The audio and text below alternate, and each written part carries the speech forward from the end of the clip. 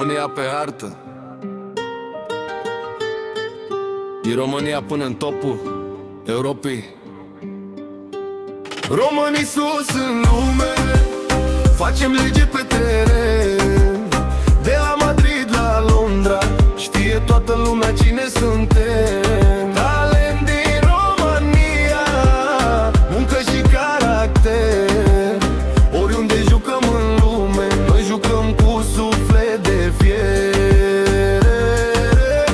Radu Drăguș în zid în apărare, nu trece nimeni, frate. În Anglia se bate tare, nu dă mingea pe spate. Ianis Hagi cu magia lui, pase fine pe bandă. Talent moștenit, lumea întreagă-l comandă. Nicolae Stanciu de foc din orice poziție. Capitan pe stil, face diferență în acțiune. Florinel comand, viteză maximă, rupe apărarea. Plecat afară, dar domină mișcare.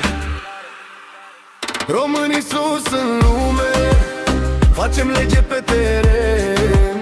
De la Madrid la Londra, știe toată lumea cine suntem. Talent din România, muncă și caracter. Oriunde jucăm în lume, noi jucăm cu suflet de fier. Denis Man pe bandă zboară, Olanda îl știe, dribling de clasă, face magie. Valentin Mihailă, accelerație, nu-l prind nimeni când pleacă în sprint, lasă doar semne. Andrei Rațiu pe dreapta urcă, nu-l oprești deloc. Centrare perfectă, creează foc. Ionuț Radu între buturi, reflexe de fier. Apără tot, parcă-i portar de fier.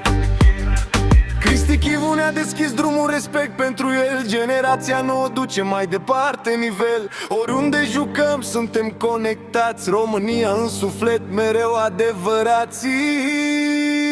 Românii sus în lume, facem lege pe teren.